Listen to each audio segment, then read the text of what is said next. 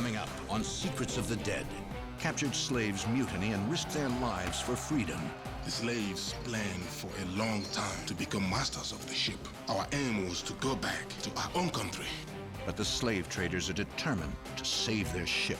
He's trying to outwit the slaves at their own game. If you wrote this up in a novel, nobody would believe it. The story of Africa's first freedom fighter. To me, he's amongst the heroes of all heroes. Slave ship mutiny on Secrets of the Dead.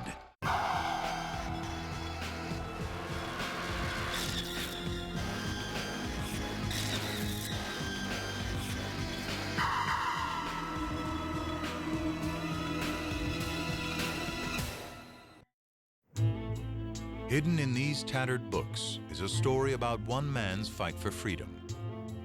His battle took place nearly 250 years ago on a slave ship bound for Cape Town, South Africa. A free man named Masavana, enslaved through deception and determined to return to his home any way he can, seizes a notorious Dutch slave ship. On board, a life and death struggle between slaves and sailors takes place. There can only be one victor. Today, the ship lies buried under these waves at Cape Agulhas, the southernmost tip of Africa. This slave ship mutiny has been largely forgotten. But now, 3 people are uncovering these remarkable events and learning the story of Masavana. The man now being hailed as one of South Africa's first freedom fighters. Professor Nigel Warden studies the history of Cape Town under Dutch rule and is researching how and why the rebellion happened. Slave descendant Lucy Campbell wants to know who Cape Town's slave ancestors were and how they struggled for their freedom. And marine archaeologist Jaco Bashoff is hunting for the remains of the slave ship at the heart of this story. It was called the Meermin.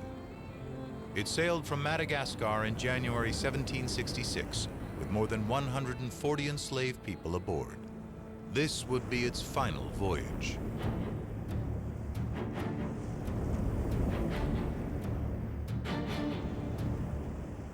Today, Cape Town, South Africa is a thriving city whose residents can trace their ancestry back to far-flung countries all around the Indian Ocean. However, most residents have ancestors who were brought to the Cape against their will, as slaves. Cape Town was founded in 1652 to supply food and water for the merchant ships of the Dutch East India Company, also known as the VOC. It was a company town, and the VOC wanted to keep it that way. Commerce was king. The VOC was a commercial company, but it was also a government. It was a state within a state, if you like. It had been given the authority by the States General in the Netherlands to rule, to run law, to make treaties, to declare wars, as well as to trade. So it was much more than just a trading company. In the Cape, it had total power. It was the state, and it had the right of life and death over all of the inhabitants of the colony. The historic documents of the VOC are held in Cape Town's provincial archives. Here, 30 miles of documents hold the secrets of life in Cape Town's slave society and why the Meermin was bringing slaves here. They did not want a settler colony here at the Cape. They didn't want lots of immigrants coming in. That would have been expensive for them. They didn't want people to establish themselves as independent farmers. And instead, therefore, of encouraging immigrants, they turned to slave labor. The VOC brought 63,000 people to Cape Town as slaves, beginning in 1658. They came from all around the Indian Ocean, from Eastern Africa through India to Indonesia. Slavery continued until 1838. Until then, as Cape Town expanded, its free citizens purchased slaves for domestic labor. Cape Town became a slave society. Now, their descendants want to know their history, none more so than heritage activist Lucy Campbell.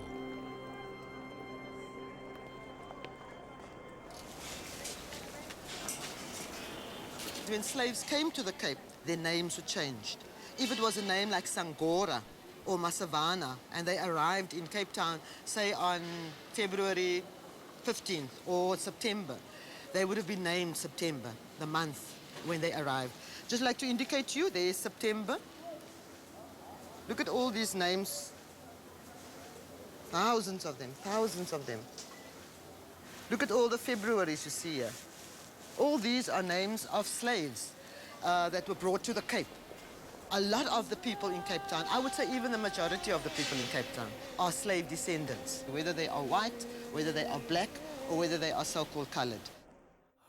By 1766, Cape Town had grown into a sizable settlement with more than 7,000 inhabitants, 2/3 of them slaves. Keeping so many people under control required constant supervision and coercion. Even the architecture of a typical Cape Town house was designed to control slaves. This is Koopman de Wet House. Now a museum, it once housed a family of 13 Europeans, the de Wet family, and their 26 slaves. This house would have been a house of a very wealthy owner that would have had slaves. And the house was built specifically around slaves, because without slaves, they couldn't function. They couldn't function at all. So this would have been the center or the domain of the mistress of the house. The mistress of the house could watch over the slaves outside, and she could watch slaves coming up and down from the steps. This would have been almost like a web, and she would have been in the center. There would have been an eye on them at all times. Whatever they did, there was an eye on them. And the weird thing is that there was not physical control, but there was the psychological control, where the master or the mistress didn't have to use physical abuse, but the mental slavery was the psychological slavery.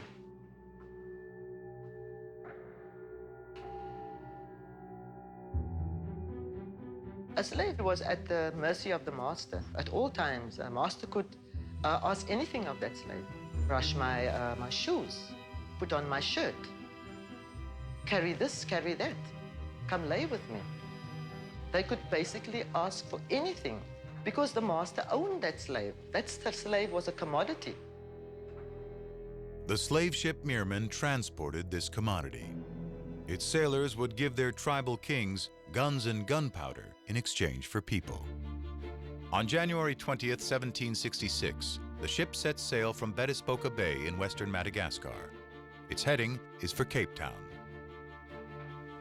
3 crew members will play critical roles in what is about to happen.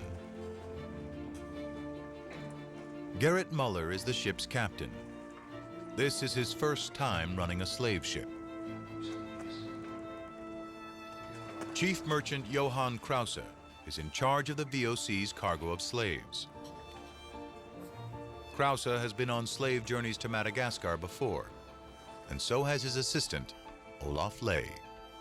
The Meermin story is indeed one of the most remarkable of the whole of the period of slavery at the Cape, although it's relatively little known about both in South Africa or outside it. But what is particularly extraordinary is that we have records of that. We have the very words of the people who participated in that. The Dutch East India Company was an incredibly bureaucratic organisation and must have been hell to work for. It recorded everything. These words were recorded when the survivors of the Meermin shipwreck were brought to Cape Town and questioned by the VOC's very own Court of Justice. And one thing we know is that Muller was only recently appointed as a captain. He hadn't had much experience of being on a slave ship, whereas Krause had. And all the way through the records, we see Krause reminding Muller, who is in fact his superior, that actually he knows a lot more about how to sail a slave ship than Muller does. So Muller's authority is being rather undermined by Krause, this younger man, but nonetheless a man who has more experience of this. This struggle over leadership will compromise the Dutch crew. The VOC preferred to import children to work in Cape Town. They survived the voyages better than the adults and would provide more labor over the course of their lives. The average age of an imported slave was just 16. The true face of slavery can be seen in photos of children taken from Madagascar in 1868. The children were rescued when a British naval vessel intercepted the slave ship.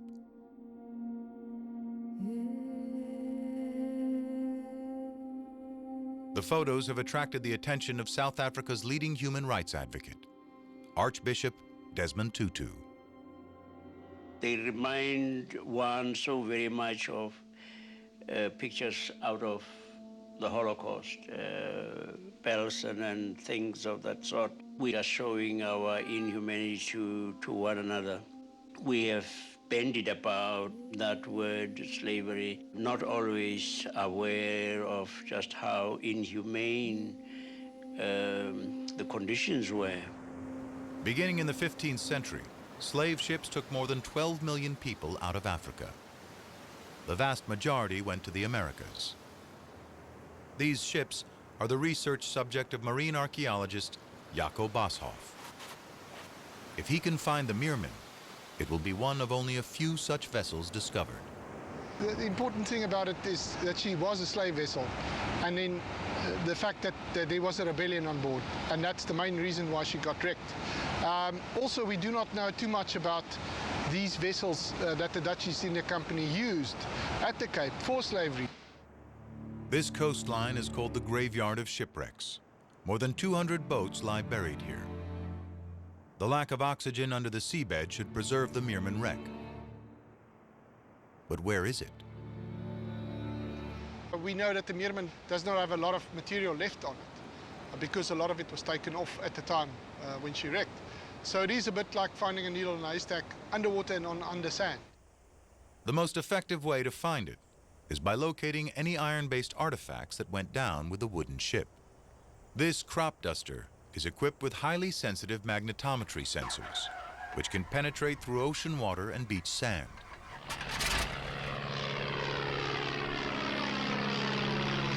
If any iron remains of the Meermin are here, they will leave a magnetic trace. We're very fortunate in the fact that we've got this ship's plan of the Meermin, which we found was in the Ship Museum in Amsterdam. It will guide us towards what the size of the vessel was, how wide it was, how many ribs did it have. A vessel like this, obviously made largely out of timber, would have used oak. So oak is something that we're looking for. And then the fastenings would have been metal, would have been iron. So there's a lot of iron there, and that's what we're hoping to pick up with the magnetometer. In the end, it will be the slaves who determine the fate of the Meermin. Their chains do not prevent them from choosing leaders for their rebellion.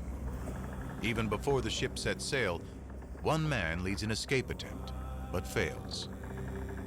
His name is Masavana. He is from the village of Tulier in western Madagascar. He has many supporters, including a strong fighter named Kosage. Kosage's experience on board the Meermin was later recorded in detail by the VOC. Now, Lucy Campbell wants to read this first-hand account of a free man turned slave. Now, I gather you want to know about Masavana, what we can find out about him. What is really exciting is that here we have the cross-examination of Masavana at his trial. And here he is, Masavana from Madagascar, age about 26 years old. So we know that he was 26.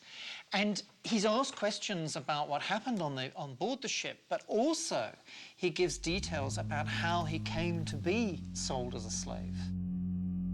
My name is Masavana. I was asked by the king of Tulia to visit the Dutch ship. We went to view the ship. I was dressed in clean clothes with gold and silver ornaments. When this was done, halfway back the king tied me up, and his people undressed me. They took my gold, silver, and clothes off my body. and they sold me as a slave.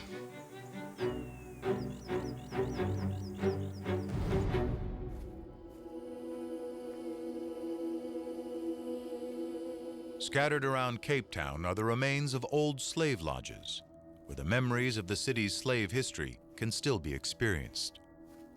Before the Europeans came to Madagascar, the Madagascans, they fought amongst each other. Those that won these battles used to take slaves as spoils of war, and they used to sell these slaves to the Europeans. So now there was a market for them, and the king took advantage of this. And this is how they started, it became a regular thing, and it became a trading post for the Europeans and for the Madagascans to trade in slaves.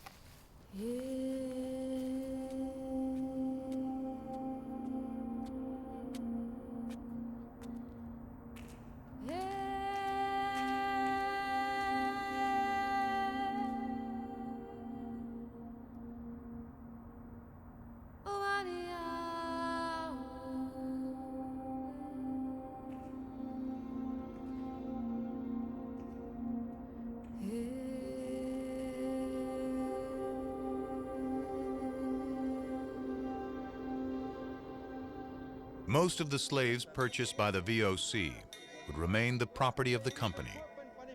But Cape Town also had traders who provided private individuals with slaves. A typical slave would cost the equivalent of 2 oxen and a cart. You are just a commodity. You can't think, you can't say anything. You have to be quiet at all times. So what I'm going to be doing is I'm going to be selling you. Now remember, there's going to be people standing there. They are the buyers. And they're going to bid for you. So now I want you to come forward. I'm going to be looking for, can he hear properly? Can he see? Do you have all your teeth? Hy sal vir jou hard werk, lank en hard. 200 sê die man. You've got strong muscles. And that's why it's important that I have a strong slave, because what's the use then for me to buy you if you can't work for me? Dis jou meneer. I'm going to have me the slave. Dankie. Wat hom af. He's perfect, he's young, he's strong enough, and he can work for me. Long hours, can carry wood, can carry water, and we can have lots of other slaves. The Meermin has a 4-week journey from Madagascar to Cape Town at the height of summer. Temperatures can exceed 100 degrees. The misery below deck is almost unimaginable. It is a nightmarish voyage. Archaeologist Jaco Boshoff is conducting a detailed study of the Meermin blueprints to create an accurate 3D computer graphic model of the slave ship. Knowing the architecture of the ship will help him understand how the rebellion happened. The vessel was about 30 odd meters long, so that's quite small. They didn't want to have a big vessel because it costs more money. The Meermin was a multi-purpose cargo vessel outfitted in Amsterdam in 1761 to carry slaves. When sailing on a slaving voyage, more than 200 people would be crammed on board. Those off duty would be in the forward cabins at the bow. The officers were based toward the stern, with the captain's cabin built under the quarterdeck. Below this is the gun room, where ample supplies of guns and gunpowder were kept to trade for slaves. If the vessel was following VOC rules, no sign of the human cargo would be permitted on the top deck. They would be kept below.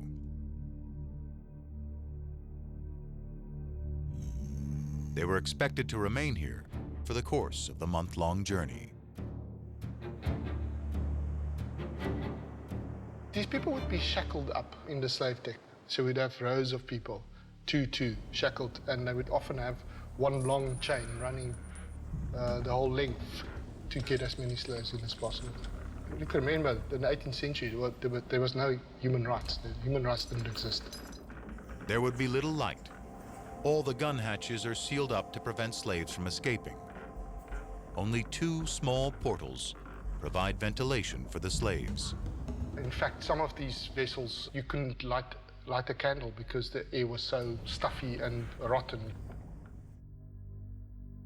Nigel Worden is investigating just how many people were enslaved on the Meermin. One of the puzzling things about some of these sources is that the numbers of slaves on board the ship don't add up. You could say that that was bad memory, but I think there's something else going on here. We know that on board all VOC vessels, certainly the captain and the higher officers, were carrying goods which they were not declaring to the company and were selling off privately themselves. This is how most slaves actually got to the Cape. And in this case, what I think is clearly happening is that they've got more slaves than they've officially admitted to the company, and they're hoping they're going to be able to sell them off privately themselves when they get to Cape Town. And the consequence of this is that the people like Muller and Krauser are desperate to cram as many slaves on board the ship as they can, more so than they're declaring, which means there's going to be overcrowding, desperate overcrowding as a result. The consequence that you get is disease. You would get things like dysentery, typhus, and things like that that would break out under conditions like this. And you've had some of these vessels with large amounts of deaths. The Meermin survivors later testified to the VOC that disease was rife on their ship too. Slaves were dying, and disease was spreading. I think the situation in the deck was very volatile. With the smell and the stench and that sickness, because there was disease also underneath the ship. The Dutch were scared that something was going to happen, they were going to die, and they were going to lose their commodity. 2 days into the voyage, Krause makes a fatal decision, according to Captain Muller's testimony for the VOC. Krause strongly requested that the slaves be freed from their shackles and that we should let them loose on the ship. When your cargo is spices or material goods being brought from Asia, which most of the ships were carrying, then it was in the interest of both of them to keep them safe and to keep the ship sailing. But when your cargo are human beings, and the issue is their health and keeping them alive, and by bringing them up on board the deck, which Krause did, it's actually endangering the security of the ship, then you've got a division of interest between the two of them. Die skip is in 'n onaanvaarbare toestand. So, here we have Muller saying that Krause had said that on all these other journeys, he'd let the slaves free from their chains, so he never had to have anything to fear from them. I did not want to give permission for this, but the surgeons said there were no medicines on board to prevent illness, and that the crew was also starting to suffer. The captain's authority was to do with the vessel itself, sailing the vessel. So in essence, the head merchant had a lot of influence in terms of what happens to the slaves on the vessel. Krause told me that if the slaves became ill, and if some of them died, it would be my responsibility. I agreed that some slaves could be freed. It is a critical decision. It plays right into the hands of the slaves. The slaves planned for a long time to become masters of the ship. Our aim was to go back to our own country. I think that underneath the deck, they believed that they were going to take over the ship because they were free men in their mentality. They were not mentally enslaved at that point yet. They were strong men that believed that they were going to be free, even though they were in chains and in shackles. We were ordered to work on the ship. We often pulled ropes. We worked with sails.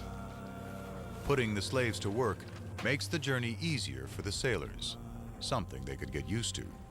Krause told me it was not dangerous to unshackle the slaves. From time to time thereafter, more slaves were freed. You've got all the ammunition, if you will, for an explosive situation. All the elements are there. Basically, all you needed was a trigger, and that trigger was supplied by the senior merchant, funny enough, and the man who was the greediest of the lot. It was February the 18th. Sailor Herman Korps was ordered to fetch the assegais and swords to be cleaned. Assegais are traditional weapons of war from Madagascar. Spears. But what the Dutch often forgot, and certainly the case in the Meermin story, is that the Malagasys was a warlike people. So you would have characters on board this vessel that inherently wanted to break free. It was morning. A sailor brought the assegais to us, 6 in total. Krause was laughing and said, "I'm sure there are people who would doubt the wisdom of asking slaves to clean these weapons." I can't believe that they actually did it. I mean, how can you give slaves weapons? At that point, they didn't think that the slaves would do it, because a slave doesn't think. A slave don't make decisions. A slave doesn't have an opinion. A slave is property. The slaves had 4 assegais in our possession when the battle started. We all attacked at the same time.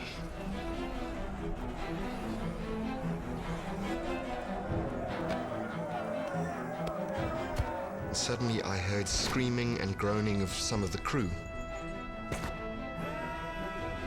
Krause was stabbed in his chest and also his belly. He fell down dead immediately.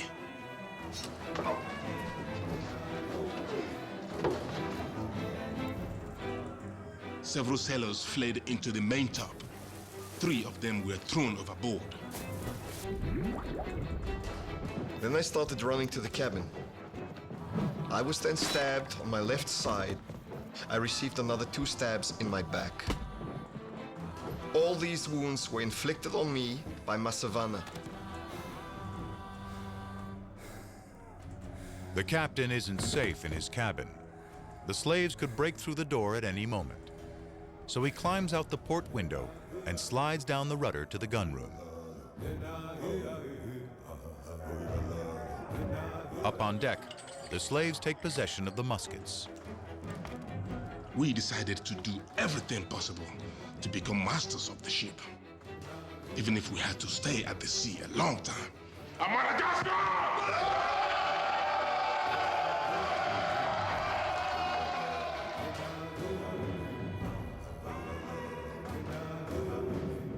I think he actually did surprise himself. In that few hours, he conquered the mighty VOC and he took over that ship.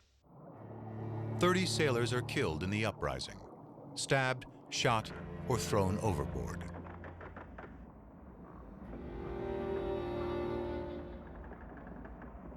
The survivors barricade themselves in the gunroom below deck. The 30 remaining sailors have only a sack of potatoes, some raw bacon, and a cask of palm wine to fortify their nerves. They know they can't remain here for long. They need food. They need to regain control of their ship. Now, these guys are sitting at the back. There's very little supplies in the area where they are because most of the supplies would have been kept up front. And for them to get to that, they would have had to run the gauntlet of all these slaves, which is quite difficult. I mean, obviously, they did try that, and the slaves would be shooting down from the hatches.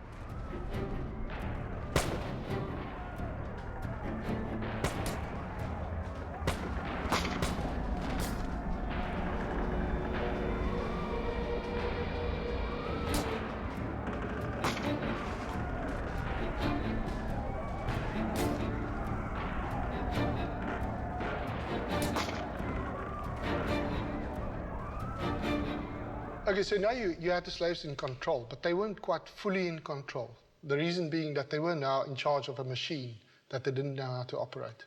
And this is the ship. They didn't know how to sail the vessel. By now, the Meermin is drifting aimlessly, hundreds of miles from land. The sailors are desperate.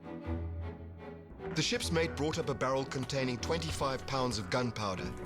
He took this upstairs and lit it with the purpose of frightening the slaves.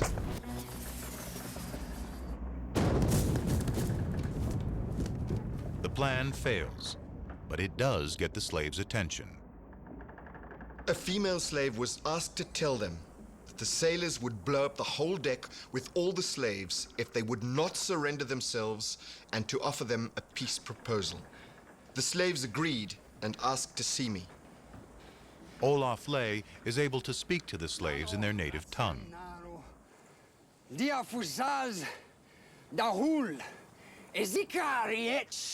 Olaf Ley is really left in charge of things because Krauser's now dead, Muller is still sick, unable to take any control.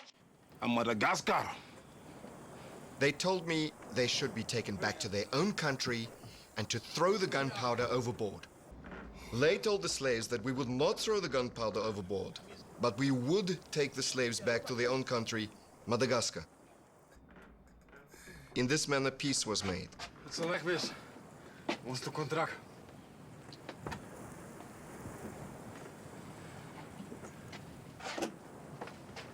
Als hij het doen, blijft hij zeggen.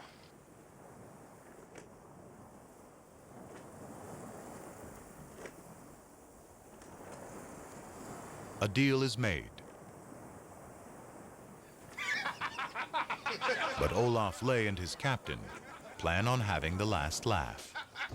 They have no intention of taking the slaves back to their homeland. I gave instructions that the ship should set course in the direction of Cape Town. The captain instructed me to set a course to north-northwest in order to get near land. They agree that they will take the slaves back to Madagascar by sailing east. But in fact, they sail the ship northwest, and therefore the ship's going in the opposite direction. The deception is a breathtaking gamble. Returning to Madagascar meant losing the VOC's precious cargo. But sailing to Cape Town might mean losing their lives if their plan is discovered. It is a very risky strategy. First of all, they really don't know just how much the slaves in Masavana would know about the currents and where they are. The north-northwest heading the captain sets will take the ship straight to the southernmost tip of Africa, the graveyard of shipwrecks. It's been 2 weeks since Boshoff's magnetometry survey. He now has the results. This blue band represents the flight path of the aircraft that carried the magnetometers. And what it shows us are these anomalies, the red dots that you can see, like that one, for instance, is a fishing trawler that we know of. What's more interesting are the smaller ones that you cannot see so clearly that are very likely to be the Meermin because she was a smaller ship and wooden and has broken up over the years, obviously. So we are really interested in those. Of course, these sites are all underwater. Boshoff wants to sail out into the bay to see for himself where the slave ship drama played out. 10 days after the mutiny, the Meermin sails into view of land near the Dutch settlement of Struisbaai. Most of the slaves think they are home, but Masavana has doubts. Why? But then, as it's described here, the leader asks Ley why he had not taken them to their country. And how did he know this? Well, he knew this because the sun wasn't rising in his face. In other words, they weren't facing east as they should have been. And Ley, who has been rumbled, of course, at this point, with fairly quick wits, perhaps, that, well, they're on the east side of Madagascar. Then the leader points out something else. A number of birds were seen, and the slaves said that one couldn't find such birds on Madagascar.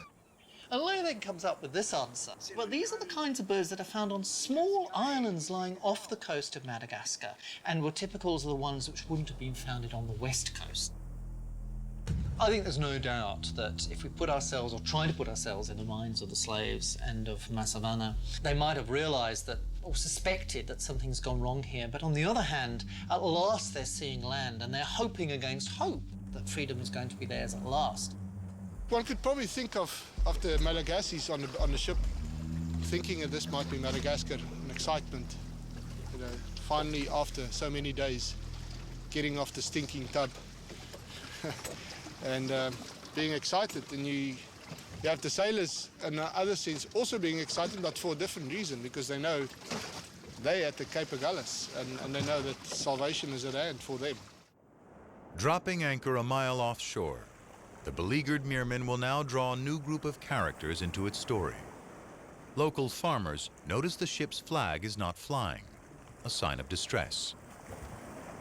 A report of a suspect ship is immediately sent to the VOC's head official for the area, Johannes Lesueur. I think Lesueur, the magistrate in Stellenbosch, is the key figure here. He has to go there. It's part of his district, this enormous district of the colony. And Agulhas is not Cape Town. He's in a very remote part of the colony. There are not troops around him, so he's on his own there. Lesueur knows he must contain the slave rebellion. After all, the VOC is running a slave society. It's on my back. News of a successful slave revolt could send panic through the colony and empower more slaves to take up arms. The next morning, the slaves demanded to go to the shore in a rowboat. As many as possible boarded. The boat would return after the slaves landed ashore. Everyone agrees the slaves will light 3 bonfires on the beach if it is Madagascar. No, Leigh's playing a very cunning game here.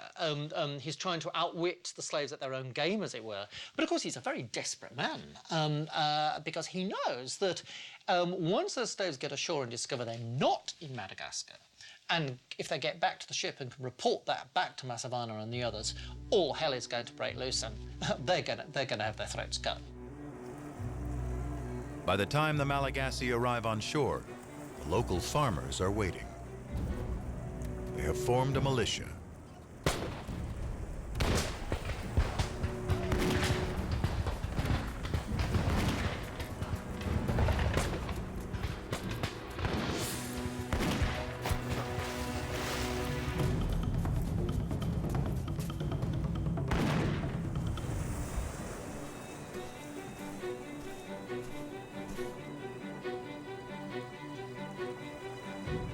"15 slaves are killed, the rest put back in chains." From his position on the Meermin, Massavana cannot see the massacre on the beach. He is waiting for the bonfires.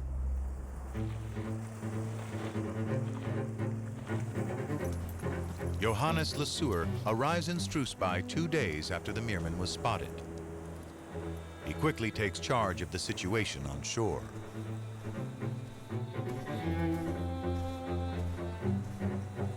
For 3 more days, Massavana and the others desperately wait for the bonfire signal. In the gunroom, the sailors' situation is reaching a crisis point. Leigh came to tell me that it wouldn't be long before the slaves would break through the hold and get to the gunpowder room. We could not stay at anchor any longer. Leigh pours out his concerns in a letter. This is the letter which comes from Leigh, which he had written, sort of cooped up in this room, and one has the sort of notion of him writing this in a rather cramped handwriting. And see here, the handwriting is extremely erratic, and it's a letter of desperation. Through the guidance of our almighty and beloved God, the 140 male and female slaves which we exchanged at Madagascar have revolted and taken over the Meermin. About 70 of them went ashore with the boat, but at least 50 have remained on board. 32 of the Europeans are still alive, but most of them are wounded. The slaves are in control of the whole ship, except for the gunroom to which we have fled. One of the most extraordinary things in this extremely extraordinary case is the story of this bottle and what happened to it.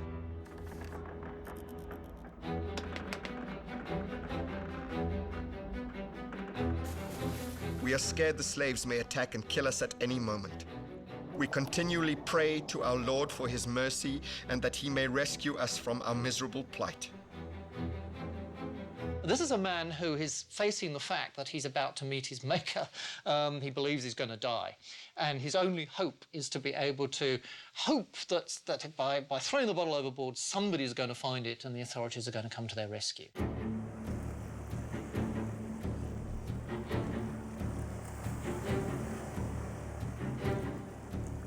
If you wrote this up in a novel, nobody would believe it. But it actually happened, and it happened like this.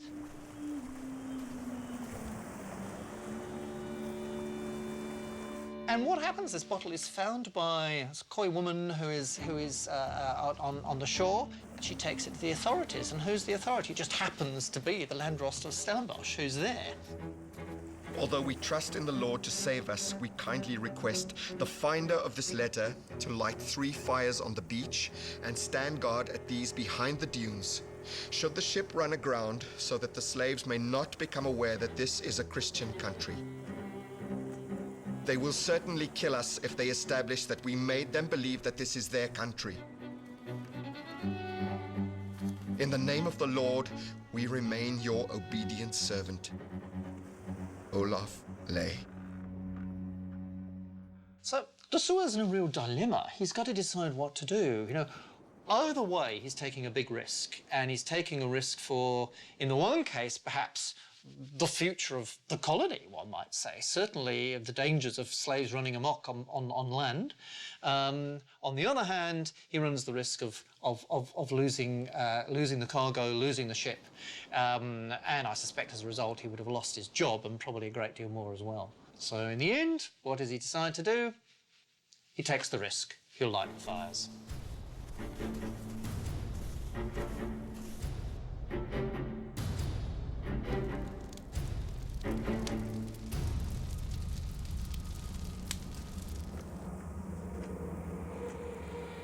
A week after arriving at Struisby, the slaves finally see the signal they are waiting for.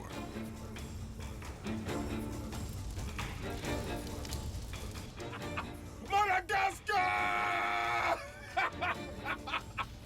They are eager to get ashore. The weather is in their favor. High winds and currents push the ship closer and closer to shore. The vessel drifted towards the beach. To avoid disaster, it was decided to beach the ship. In strong seas, the ship would have been smashed up and no souls would have been saved. When the ship touched ground, I gave the order to cut the mainmast. The first group of slaves goes ashore in the one remaining rowboat. De Soor positions his homegrown militia out of sight behind the dunes. He has orders from Cape Town to recapture the slaves but not harm them. But he quickly loses control of the nervous farmers. They were attacked near the dunes and shot at.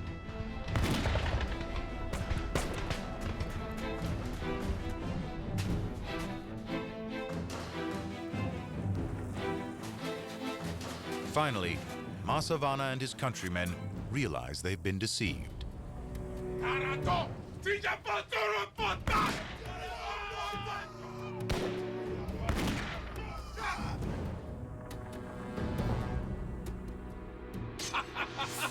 Madagascar! They know they will never return home. I think it must have been a moment of distress, a moment of pain, knowing that this is the end, that I'm going to be taken.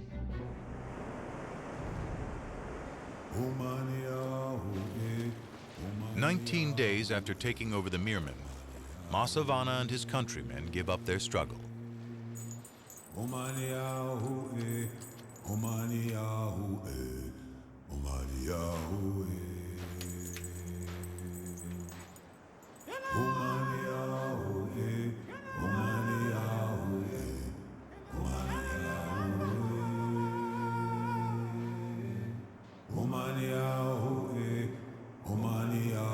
They are taken to Cape Town immediately.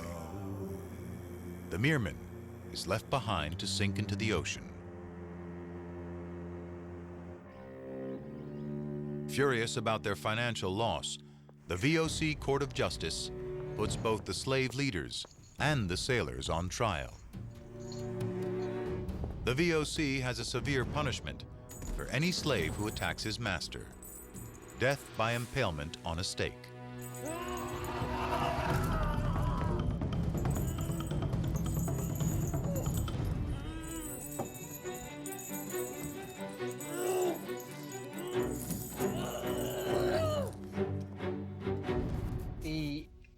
end of the trial, this record that we've got of all the trial, you would expect that the result of this would be that Masavana would receive the most gruesome kind of death sentence, which is what happened to slaves who had revolted against their owners or against the company. You would also expect that Muller, who's also put on trial for negligence, would perhaps have got a mild punishment or a ticking off, but it's really Masavana who would have got the full force of the law. Absolutely the opposite happens. Gerrit Muller is stripped of his captain's rank and wages and forbidden from serving in the VOC for the remainder of his life. He is banned from the Cape and put on the first ship returning to Amsterdam, on which he must work for his passage. He is fined 1 month's wages and ordered to pay the costs of the case.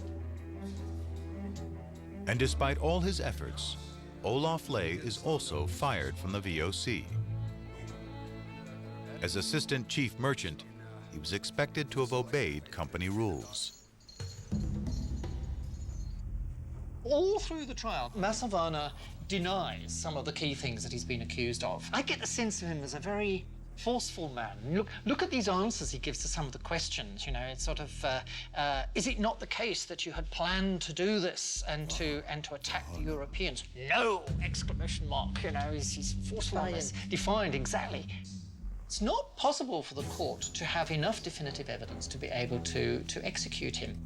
It was very important that you had somebody who could provide definitive evidence against someone in a trial who were honourable men, trustworthy men. There weren't many of these around in this trial. So really, the company is caught in its own legal laws here. These are the words they use, definitiva fornisse. They haven't got definitive enough evidence in order to be able to pass a death sentence on him, and instead they are going to place him provisionally. They're going to ban him to Robben Island. What I think is particularly moving is that he signs right at the end here, there. He signs with his mark. His cross. He makes the sign of a cross. This is the one mark in this huge archive which Masavana himself left directly on the page.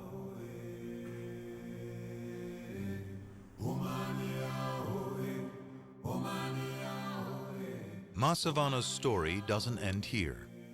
Nigel Worden has discovered one more document in the vast VOC archive. So these are the registers of the people who were sent to Robben Island. And as you can see, this is in 1766, so just after his trial. Masavana from Madagascar, sentenced at the Cape on the 25th of August. And there he is. It says, you see here the people who'd arrived, and there's Masavana, together with Corset, the two of them. What to me is the moving part. It gives the details of everybody else of how long they've been sentenced for on the island. 5 years, 15 years.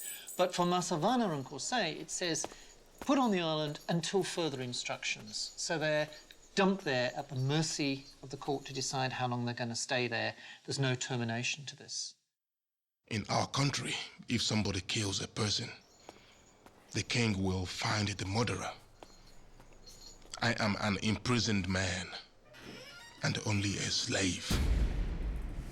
And you can do with me what you want.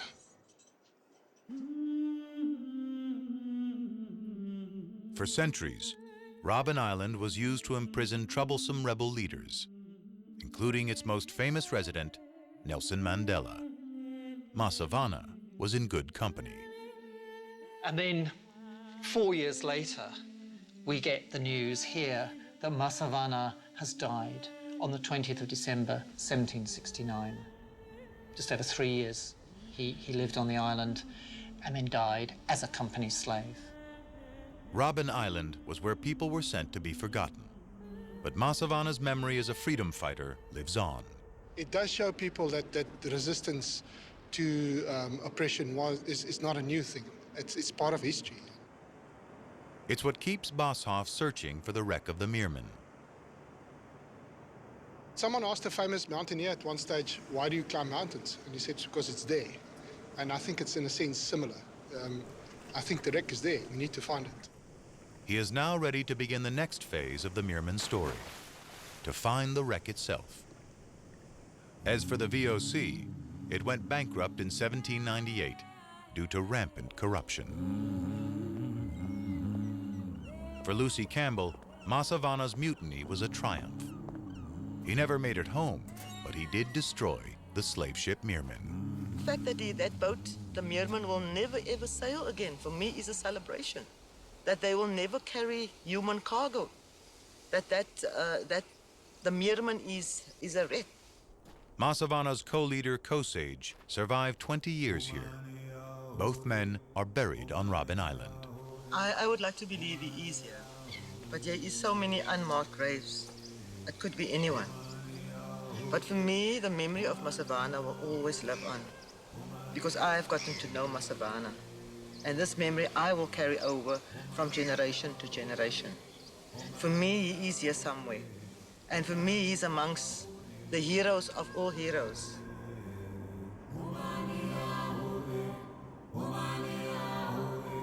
It says something about human beings, that there is something in us that refuses to be regarded as less than human. We are created for freedom. That's why slavery is going to fail ultimately. That is why injustice fails ultimately, oppression fails ultimately.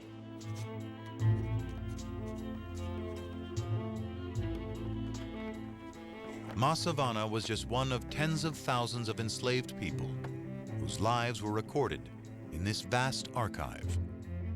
An unlikely hero who simply wanted to return home.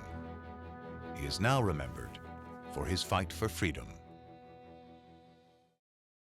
The iconic moments that have shaped our world. It stretches human history way back.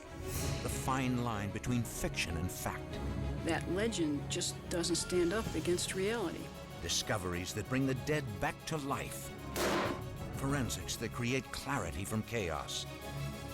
The past gets rewritten when science and history collide. Secrets of the Dead.